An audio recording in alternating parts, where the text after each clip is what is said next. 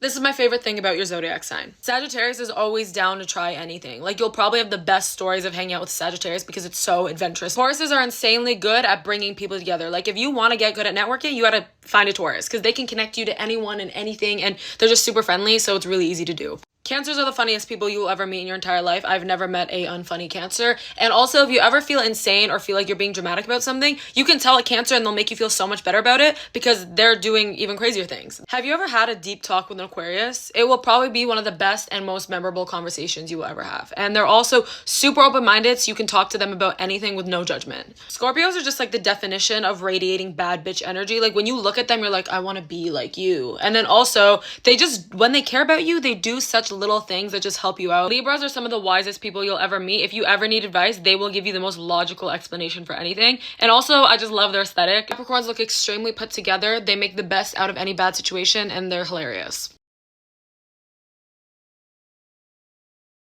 My favorite thing about your zodiac sign, part 2. Virgos have the ability to calm you down in any given situation. They are some of the most emotionally intelligent people I've ever met. I feel like Virgo is like the big sister zodiac that just like helps the little ones out. Pisces are the definition of pure intentions and a pure heart. They also are really good at making first impressions. So as soon as you meet a Pisces, you might just be like, wow, you're amazing. Aries are probably some of the most charming people you will ever meet. It's hard to not be in love with them. Okay, they're crazy, but in like a fiery way that makes you want to like grab it. You always have fun with a Gemini, but my favorite thing is when they love you or like care about you, they love you so hard. Like, they'll do literally anything for you. Leos are the definition of fearless, and that's probably my favorite thing about them. The only thing they're scared of is their own insecurities, and other than that, they think they're the full package, but they kind of are. How to stop catching feelings so easily. And if you see this, it's meant for you. Start judging their actions rather than judging their potential. Cut them off as soon as you start seeing red flags instead of making excuses for them, which, let's be real, we both know you're doing. Stop creating fantasies of them in your head. They'll never live up to that, and it's making you more obsessed. What are some superstitions you live by religiously? I'll go first. If you're walking and you hit the back of someone's foot, you have to shake their hand or else you're going to get in a fight with them. Anyone who knows me knows I do this all the time. If something happens 2 times, it's going to happen a 3rd time. Obviously, knock on wood, anytime I say something not to jinx it. There's no evidence behind this one, but I truly believe it. If you're talking to someone and you're trying to like get to know them romantically, it'll go south the second you save their name in your phone.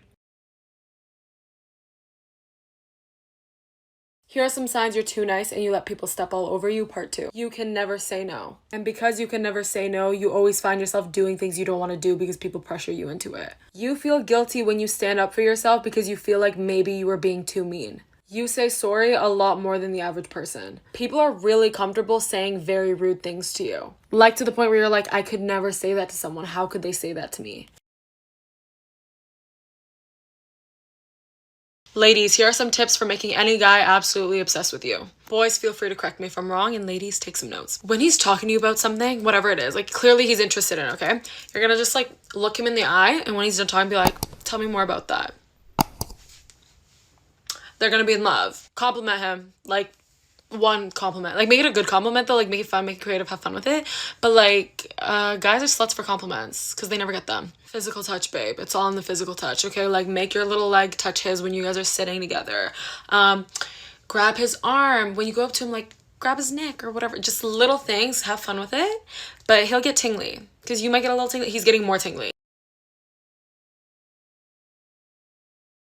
Things guys do that girls don't know about. Sometimes they don't even realize they're doing this, but they'll talk in a deeper voice when they're talking to girls. When they're in a public setting like a classroom, they may imagine freezing time and think about all the fucked up shit they would do if time were actually frozen. If a guy needs to readjust his junk, he'll pretend to get something out of his pocket or act like he's looking for something in his pocket, when in reality, he's fixing up. They all have fantasies about things like saving a girl they like from something or saving a group of people from a shooter. They fantasize these things.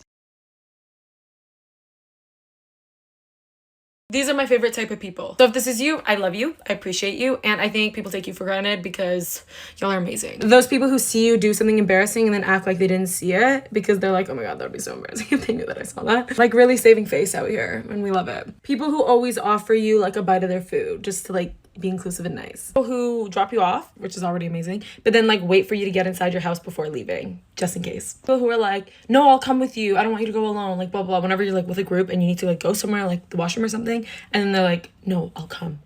Like, Okay, cutie patootie.